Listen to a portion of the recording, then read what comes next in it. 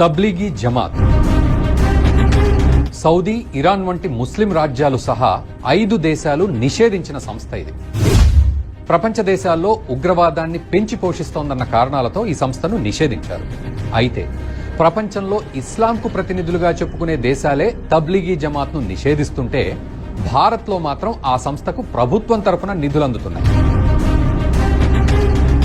అది కూడా తెలంగాణలో కాంగ్రెస్ ప్రభుత్వం ఏర్పాటైన నెల రోజుల్లోపే ఈ సంస్థకు నిధులు కేటాయించింది.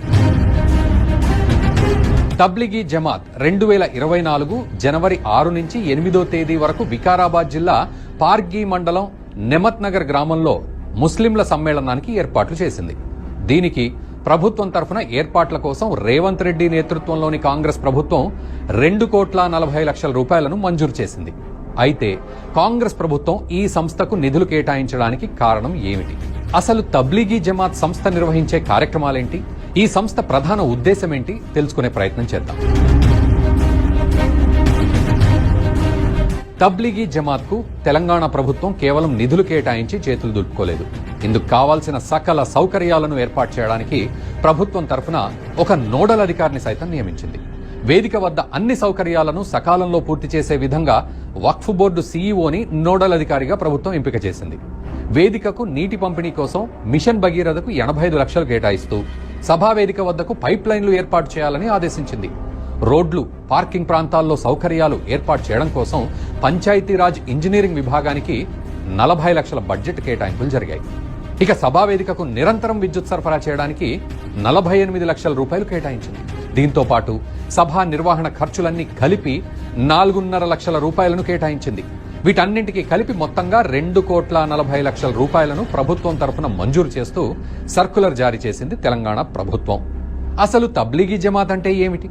అసలు ఈ సంస్థ చేసే కార్యక్రమాలేంటి అనే విషయాలు తెలుసుకుందాం. తబ్లీగీ జమాత్ 94 ఏళ్ల క్రితం భారత్లో స్థాపించబడింది.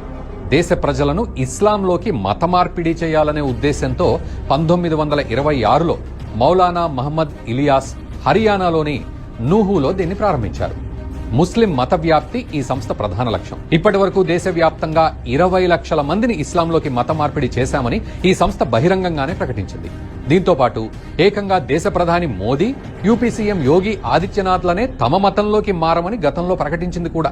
ఇక ఈ సంస్థ అనధికారికంగా మత మార్పిడి చేసిన సంఖ్య 50 లక్షలకు పైగా ఉండవచ్చనేది విశ్లేషకుల అంచనా. అంతేకాదు అప్పటికే ఇస్లాం మతాన్ని ఆచరిస్తున్న వారు ఇతర మతాల్లోకి మారకుండా ప్రతి ఏటా సమావేశాలు నిర్వహిస్తూ ఉంటుంది.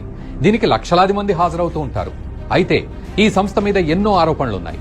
ఏకంగా ఉగ్రవాదంతో ఈ సంస్థకు సంబంధాలున్నాయనే ఆరోపణలు సైతం ఉన్నాయి. దీనికి సంబంధించిన ఆధారాలు మీ ముందు ఉంచే ప్రయత్నం చేస్తాం. గతంలో వికీలీక్స్ అనే సంస్థ ఎన్నో సంచలనాత్మక రహస్యాలను బయటపెట్టింది. అనేక దేశాల ప్రధానమంత్రుల అవినీతితో పాటు పెద్ద పెద్ద సంస్థల రహస్యాలు, అవి చేసే మోసాలు బయటపెట్టింది. ఇదే సంస్థ 2011లో తబ్లీగీ జమాత్ పై సంచలన లీకులను వెలుగులోకి తెచ్చింది. ఉగ్రవాద సంస్థ అల్ ఖైదాతో దీనికి సంబంధాలున్నాయన్నది ఆ రహస్యాల ప్రధాన సారాంశం. తబ్లీగీ జమాత్ కు ప్రపంచవ్యాప్తంగా 100కు పైగా శాఖలున్నాయి. వీటినే అల్ ఖైదా ఉగ్రవాదులు ఆశ్రయంగా ఉపయోగించుకున్నట్లు వికీలీక్స్ వెల్లడించిన సమాచారం. సాధారణంగా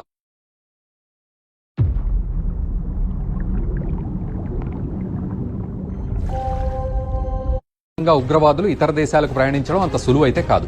సెక్యూరిటీ సిబ్బంది వీరిని గుర్తించి అదుపులోకి తీసుకునే అవకాశం చాలా ఉంటుంది. అందుకే వీరిని తబ్లీగీ జమాత్ వెనకుండి ప్రోత్సహించింది. వీరి ప్రయాణానికి సంబంధించిన పత్రాలను అందజేయడంలో తబ్లీగీ సహకరించింది అని ఆరోపించింది. ఇతర దేశాల్లో ఉన్న తబ్లీగీ జమాత్ సంస్థలకు వెళ్తున్నామన్న నెపంతో ఆయా దేశాల్లోకి వెళ్లడానికి ఉగ్రవాదులకు ఈ సంస్థ ఒక సాధనంగా ఉపయోగపడింది. ఈ అంశాన్ని తబ్లీగీ జమాత్ ఖైదా ఢిల్లీ కవర్ అనే శీర్షికతో వికీలీక్స్ ఓ కథనాన్ని ప్రచురించింది. అయితే దీన్ని జమాత్ సంస్థ మత పెద్దలు ఒట్టి ఆరోపణలే అని కొట్టిపారేశారు. ఇటువంటి వాటిని నమ్మొద్దు అని సూచించారు. కానీ సౌదీ, ఇరాన్, తజికిస్తాన్, ఉజ్బెకిస్తాన్తో పాటు రష్యా కూడా ఈ సంస్థకు ఉన్న ఉగ్రవాద సంబంధాలతో దీనిపై నిషేధాన్ని విధించాయి.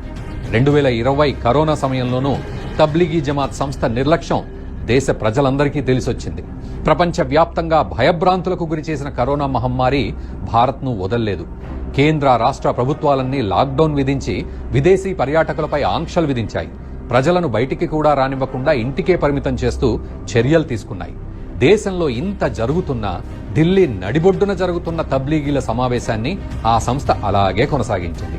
ఈ సమావేశానికి ఇతర దేశాల నుంచి ముస్లింలు హాజరు కావడం, వీరి నుంచి భారతీయులకు కరోనా సోకడం వంటివి జరిగిపోయాయి. దీన్ని కాస్తంత ఆలస్యంగా గుర్తించిన కేంద్ర ప్రభుత్వం తబ్లీగీ సమావేశానికి హాజరైన వారి వివరాలు ఇవ్వమని కోరింది. అయినా తబ్లీగీ జమాత్ సంస్థ దీనికి అంగీకరించలేదు. అప్పటికే సమావేశానికి హాజరైన వారు దేశం నలుమూలలకు చేరుకున్నారు. ఈ కారణంగానే కరోనా మరింత వేగంగా వ్యాప్తించిందన్నది అప్పట్లో నిపుణులు అన్నమాట. ఒక రకంగా చెప్పాలంటే తబ్లీగీ జమాత్ సూపర్ స్ప్రెడర్గా మారి భారత్లో కరోనా వేగంగా విస్తరించడానికి, తద్వారా మరణాల సంఖ్య పెరగడానికి కారణమైంది. తబ్లీగీ జమాత్పై ఇన్ని ఆరోపణలు ఉన్నా, దీనికి ఉగ్రవాదులతో సంబంధాలున్నాయని ఇస్లామిక్ దేశాలు నిషేధించినా కాంగ్రెస్ ఈ సంస్థను ప్రోత్సహించడానికి కారణమేంటి తెలుసుకుందాం. కాంగ్రెస్ ప్రస్తుతం దేశవ్యాప్తంగా అధికారంలోకి రావాలని ప్రయత్నిస్తోంది. ఇందుకు ముస్లిం ఓటు బ్యాంకు అత్యంత కీలకం. కొద్ది నెలల క్రితం కర్ణాటకలో జరిగిన ఎన్నికల్లో మైనార్టీ పోలరైజేషన్ కు కాంగ్రెస్ గట్టిగానే ప్రయత్నించి సఫలమైంది కూడా. బజరంగ్ దళ్ వంటి సంస్థను రద్దు చేస్తామనటం, టిప్పు సుల్తాన్ జయంతి వేడుకలు ప్రభుత్వం తరఫున నిర్వహిస్తామని హామీలు ఇవ్వడంతో మైనార్టీ సంతుష్టీకరణ బాగానే పనిచేసింది. ఈ హామీలతో అప్పటి వరకు జేడీఎస్ వెనుక ఉన్న ముస్లిం ఓటు బ్యాంకు గంపగుత్తగా కాంగ్రెస్ కు మళ్లింది. సరిగ్గా అదే ప్రయత్నాన్ని ఇటు తెలంగాణలోనూ చేసింది.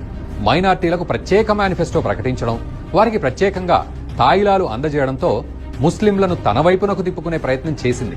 అయితే తెలంగాణలో పూర్తిగా రాకపోయినా కొద్ది వరకు ఓటు బ్యాంకునైతే కొల్లగొట్టగలిగింది కాంగ్రెస్.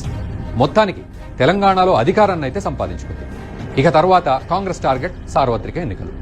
మోదీ నేతృత్వంలోని బీజేపీకి వచ్చే ఎన్నికల్లో తిరుగు లేదని ఇప్పటికే సర్వేలు చెప్తున్నాయి. మోదీ